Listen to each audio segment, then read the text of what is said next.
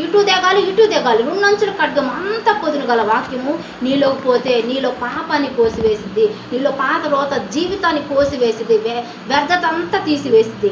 వ్యర్థత అంతా తీసివేసి నీకు నూతన జీవితాన్ని, నూతన స్వభావాన్ని, నూతన ఆలోచనలు కలుగు చేసేది వాక్యము. ఒక్క వచనం చూసుకొని ముగిస్తాను చూడండి. అదే ద్వితీయోపదేశ కాండము 13వ అధ్యాయము 3వ వచనము చివరి నుంచి ఏలనగా అక్కడి నుంచి చదువు. మీ దేవుడైన యెహోవాను మీ పూర్ణ హృదయముతోను మీ పూర్ణ ఆత్మతోను ప్రేమించుచున్నారో లేదో తెలుసుకొనుటకు మీ దేవుడైన యెహోవా మిమ్మల్ని పరీక్షించుచున్నాడు. ఏం చేస్తున్నాడంట? మనల్ని పరీక్షిస్తున్నాడంట. మొదటిగా గుర్తుందా, మనము హృదయంలో వాక్యం పెట్టుకున్నప్పుడు అది బాప్తీసము. యేసు ప్రభువును నోటితో ఒప్పుకొని హృదయంలో విశ్వసించినప్పుడు అది బాప్తీసము.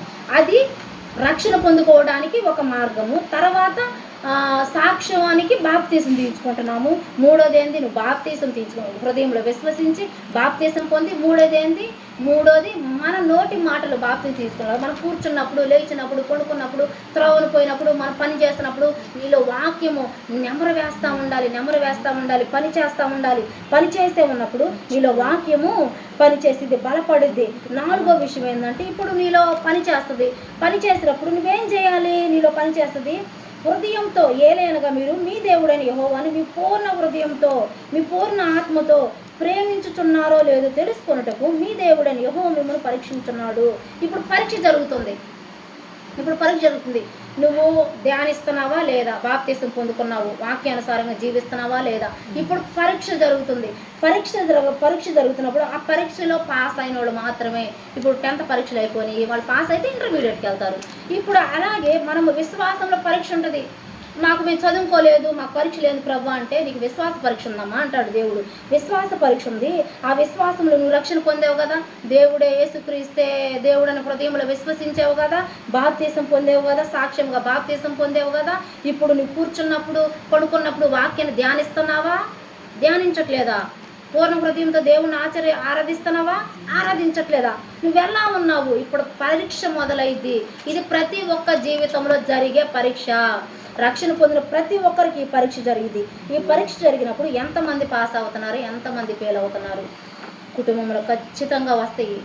మనం మంచి చెప్పినా కానీ చెడుకు తిప్పి అపవాది. ఒక పాట ఉంది, జ్ఞాపకం తెలుసు, ముసలమ్మ ముచ్చట్లు కట్టి పెట్టి పరిశుద్ధమంత గ్రంథాన్ని అది అసలుకి ఎవరు రాశారు కానీ ఎంత బాగుంటుందంటే, ఒక స్త్రీ యొక్క జీవితం గురించి రాశారు.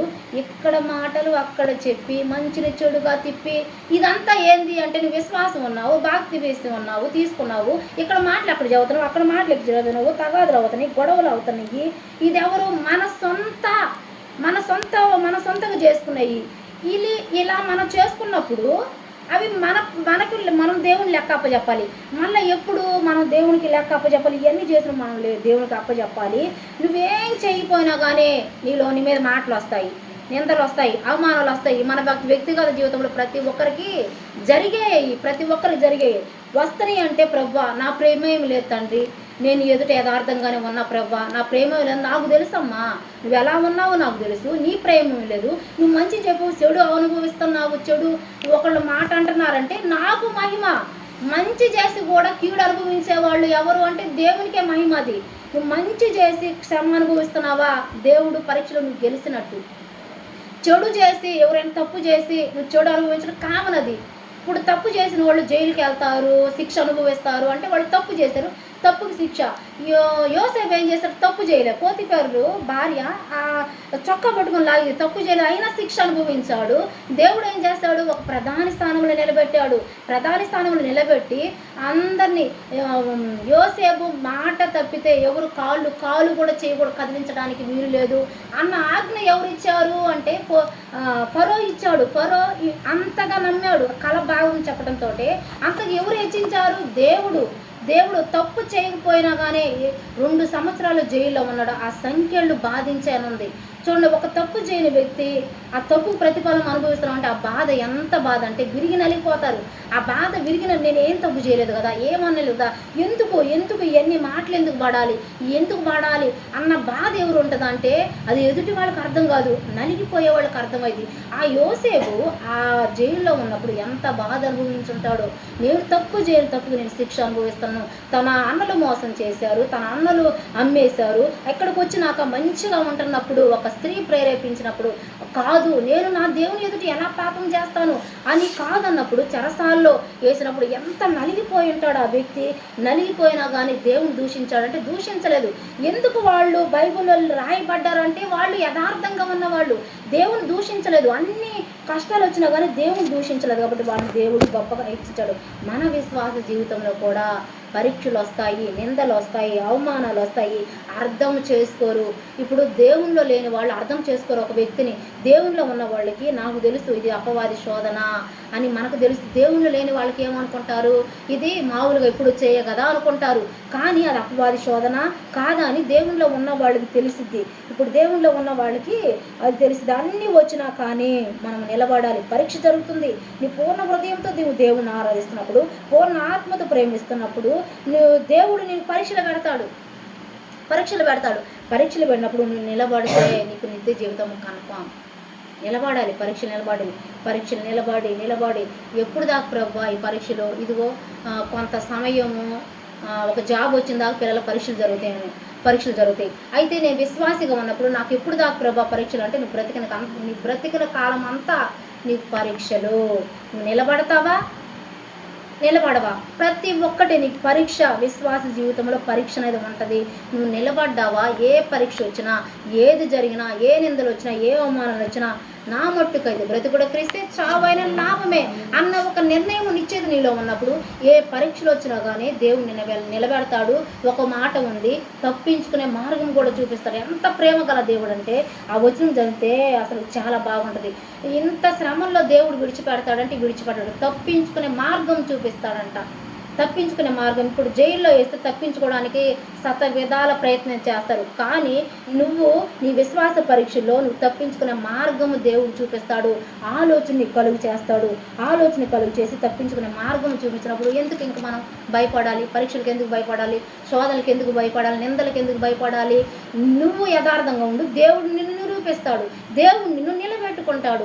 మనుషులు ఎదుట నేను గొప్ప అవ్వాలని నేను అనుకుంటే నేను గొప్పగాను. ఇప్పుడు మీ అందరి ఎదుట నేను గొప్ప అవ్వాలి ప్రభు, నేను గొప్ప అవ్వాలని నువ్వు ఎంత ప్రయత్నం చేసినా కానీ నువ్వు గొప్ప కావు. నిన్ను ఎవరు గొప్ప చేస్తారంటే నువ్వు దేవుని ఎదుట యథార్థం ఉండు. దేవుడు గొప్ప చేస్తే ఎవరు నిన్ను పడద్రోయలేరు, ఎవరు నిన్ను కిందకి లాగలేరు. ఎందుకంటే నిన్ను గొప్ప చేసింది ఎవరు? దేవుడు. సర్వోన్నతుడైన దేవుడు నిన్ను గొప్ప చేసినప్పుడు ఎవరు నిన్ను పడద్రోయలేరు. అటువంటి మనము దేవుని మీద ఆధారపడి జీవించినట్లయితే మనము దేవునిలో విశ్వాసంలో బలంగా ఉంటాము, పరలోక రాజ్యాన్ని పొందుకుంటాము. మనము ఈ 4 పాయింట్లు జ్ఞాపకం చేసుకొని గుర్తుపెట్టుకోండి. విశ్వాస జీవితంలో ఇన్ని పరీక్షలు వస్తాయి, ఇన్ని ఆటుపోట్లు వచ్చినా కానీ నా మట్టుకైతే బ్రతుకుడు క్రీస్తే చావైన లాభమే. నేను బ్రతికినంత కాలం మీకు మహిమకరంగా ఉంటాను. నేను చనిపోయే స్థితి ఉందా ప్రభు, నా చావులో కూడా మీకు మహిమ కావాలి, మీకు మహిమ రావాలి తండ్రి అన్న ఆలోచన నిశ్చేత మనలో ఉంటే మనం దేవునిలో నువ్వు పరలోక రాజ్యాన్ని స్టెఫెను గొప్ప మాట. స్టెఫెను రాళ్లతో కొడుతున్నప్పుడు స్టెఫెను దర్శనం చూస్తున్నాడు. ప్రభువా తండ్రి ఈ నేరం వీళ్ళ మీద మోపొద్దు. మనం ఏమంటాము, అబ్బా నన్ను కొట్టాడు, నన్ను నిందించాడు, వీళ్ళకి ఏదైనా అయితే బాగుండు అనుకుంటారు మనిషి. దేవుని బిడ్డలు ఏమంటారు, వాడిని క్షమించు ప్రభువా, ఈ నింద వాళ్ళు వీళ్ళని క్షమించు, ఈ నేరం వాళ్ళ మీద మోపొద్దు అనేవాళ్ళు దేవుని బిడ్డలు. మనల్ని తిట్టినా, మనల్ని అవమానించినా కానీ మనం ఎదుటి వాళ్ళని అవమానించకూడదు. దేవుడు ఏమన్నాడు, ఆయన దూషింపబడి కూడా బదులు దూషించలేదు. ఆయన దూషింపబడ్డాడు, ఉమ్మివేయబడ్డాడు, కొట్టబడ్డాడు, తిట్టబడ్డాడు, అవమానింపబడ్డాడు, బదులు దూషించలేదంట. అటువంటి అది కష్టము.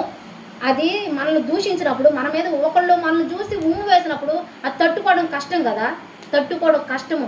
కానీ ఉమ్మి వేసినా కానీ దూషించినా కానీ బదులు దూషించలేదు దేవుడు. మనము దేవుని బిడ్డలుగా ఉన్నప్పుడు ఓర్పు నేర్చుకోవాలి, సహనాన్ని నేర్చుకోవాలి, మనం విధేయత నేర్చుకోవాలి. శ్రమ ఓర్పును కలిగిస్తుంది. ఓర్పు పరీక్ష నిరీక్షణ కలిగిస్తుందంట. అంత గొప్ప విశ్వాసం నాకు శ్రమలు వద్దు, నాకేం వద్దు అంటే, నువ్వు శ్రమలు లేకపోతే, నువ్వు పరీక్ష లేకపోతే నువ్వు ఇంకో స్థానానికి ఎలా వెళ్తావు, ఇంకో మెట్టు ఎలా వెళ్తావు దేవుడు అంటాడు. కాబట్టి శ్రమలు వస్తాయి.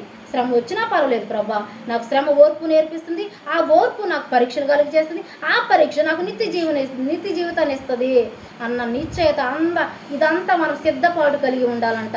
మనము ఆ వస్త్రాలు శిరస్త్రాణము ఎఫెసీ రాసిన పత్రికలో ఉంటుంది, మనం అవన్నీ వస్త్రాలు ధరించుకొని మనం ఎప్పుడూ యుద్ధానికి సిద్ధపడే వారంగా, అపవాది శక్తులు పోరాడే వాళ్ళంగా మనం సిద్ధపాటు కలిగి ఉండాలి.